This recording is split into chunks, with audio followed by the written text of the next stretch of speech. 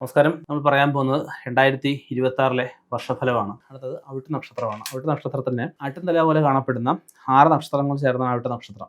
ഇതിന്റെ ദേവത എന്ന് പറയുമ്പോൾ വസുക്കളാണ്, മൃഗമാണ് ഇതിന്റെ ചിഹ്നമായിട്ട് പറയപ്പെടുന്നത്. ഈ നാളുകാർ പൊതുവെ എല്ലാ കാര്യങ്ങളിലും ഒരു അവിട്ടം തവിട്ടിൽ നേടുമെന്ന് പറഞ്ഞ എല്ലാ കാര്യങ്ങളിലും ഒരു വിജയം കൈവരുന്നതായിരിക്കും. ഇവര് മതവിശ്വാസികളായിട്ട് പറയപ്പെടുന്നുണ്ട്. സ്ത്രീകൾക്ക് പൊതുവെ ഗുരുഭക്തി ഉള്ളവരായിട്ട് പറയപ്പെടുന്നുണ്ട്.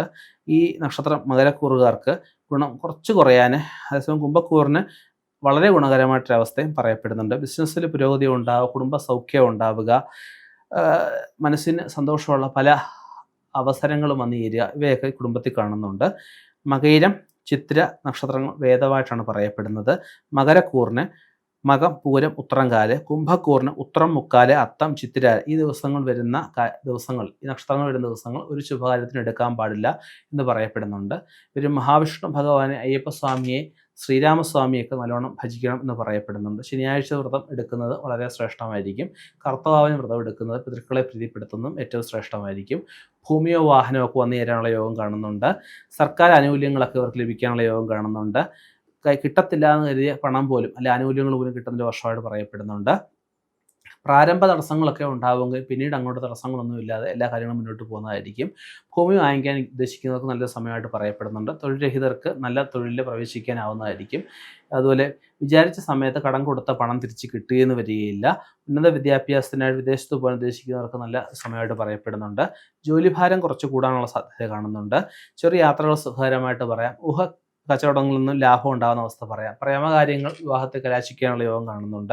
മേലധികാരികളുമായിട്ട് അഭിപ്രായ വ്യത്യാസം കൂടാതെ മുന്നോട്ട് പോകാനായിട്ട് ശ്രദ്ധിക്കുക.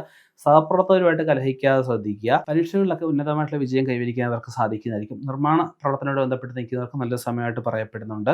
സന്താനങ്ങൾക്ക് ശ്രേയസ്കരമായിട്ടുള്ള പല കാര്യങ്ങളും വന്നു ചേരുന്നതായിരിക്കും. അനാവശ്യ ചിന്തകൾ ഒഴിവാക്കണമെന്ന അവസ്ഥ പറയപ്പെടുന്നുണ്ട്. എല്ലാ കാര്യങ്ങളിലും ആത്മവിശ്വാസം വെച്ച് പുലർത്തുന്ന അവസ്ഥ പറയപ്പെടുന്നുണ്ട്.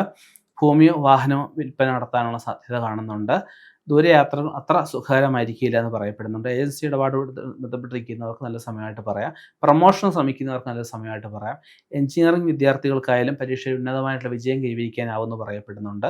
കോടതി സംബന്ധമായിട്ടുള്ള വിധികൾ ചിലപ്പോൾ എതിരായി എന്ന് വരാം. അതിന് വിഷമിക്കേണ്ട, അത് മേൽക്കടത്തിലോട്ട് പോയാൽ മതി. പൊതുവെ സാമ്പത്തിക കാര്യങ്ങളിലൊക്കെ ഒരു നിലവാരം ഉയരുന്ന അവസ്ഥ പറയപ്പെടുന്നുണ്ട്. സർക്കാർ ആനുകൂല്യങ്ങൾ കിട്ടാനുള്ള സാധ്യത കാണുന്നുണ്ട്. വിലപിടിപ്പുള്ള ഗൃഹോപകരണങ്ങൾ എന്തെങ്കിലുമൊക്കെ വാങ്ങിക്കാൻ സാധിക്കുന്നതായിരിക്കും. സംഭാഷണം മിതപ്പെടുത്തണം എന്നൊരവസ്ഥ പറയപ്പെടുന്നുണ്ട്. അതുപോലെ ചെയ്യാത്ത കാര്യത്തിന് അവനെ അല്ലെങ്കിൽ അവമാനിക്കാനുള്ള സാഹചര്യങ്ങളൊക്കെ വർഷം മധ്യത്തിൽ കാണുന്നുണ്ട്. അത് നമുക്കത് സംസാരം കൊണ്ട് നമ്മളത് തീർത്തു പോവുക എന്നുള്ളതേ ഉള്ളൂ. സിനിമ, സീരിയൽ, നാടകം, സാഹിത്യ മേഖല ഇവയിൽ നിൽക്കുന്നവർക്ക് നല്ല സമയമായിട്ട് പറയപ്പെടുന്നുണ്ട്. പ്രശസ്തി പത്രം ലഭിക്കാനുള്ള യോഗമൊക്കെ കാണപ്പെടുന്നുണ്ട്. കരൾ, വൃക്ക സംബന്ധമായിട്ടുള്ള രോഗമുള്ളവർക്ക് വിദഗ്ധ ചികിത്സയിലൂടെ ആ സമയത്തിൻ്റെ ഗുണം കൊണ്ട് ആ ഒരു ചികിത്സ കൊണ്ടും അതിൽ ഒരു മുക്തി നേടുന്ന അവസ്ഥ പറയപ്പെടുന്നുണ്ട്. ലോട്ടറിയിൽ നിന്നും ചെറിയ സമ്മാനങ്ങളൊക്കെ ലഭിക്കാനുള്ള സാധ്യത കാണുന്നുണ്ട്. എല്ലാ പ്രവൃത്തികളിലും ഊർജ്ജസ്വലത പ്രദർശിപ്പിക്കാൻ ഇവർക്കാവുന്നതായിരിക്കും. വ്യവസായങ്ങളിൽ അഭിവൃദ്ധി ഉണ്ടാകുന്ന അവസ്ഥ പറയപ്പെടുന്നുണ്ട്. കുടുംബത്തിൽ സുഖവും സമാധാനം നിലനിർത്താൻ ഇവർക്ക് സാധിക്കുന്നതായിരിക്കും. ബാങ്ക് ബാലൻസ് വർധന ഉണ്ടാവും. കൂട്ടുകച്ചവടം ഒരു വർഷം അത്ര നല്ലതല്ല എന്ന് പറയപ്പെടുന്നുണ്ട്. ജോലി ഭാരം അല്പം കൂടും എങ്കിലും സാമ്പത്തിക അഭിവൃദ്ധി ഉണ്ടാകുന്ന ഒരു വർഷമായിട്ട് പറയപ്പെടുന്നുണ്ട്. കടങ്ങളിൽ നിന്നൊക്കെ കരകയറാനുള്ള അവസ്ഥ പറയപ്പെടുന്നുണ്ട്. പൊതുവെ ഒരു മേന്മയേറിയ വർഷമായിട്ട് നമുക്ക് ഈ വർഷം പറയാവുന്നതാണ്.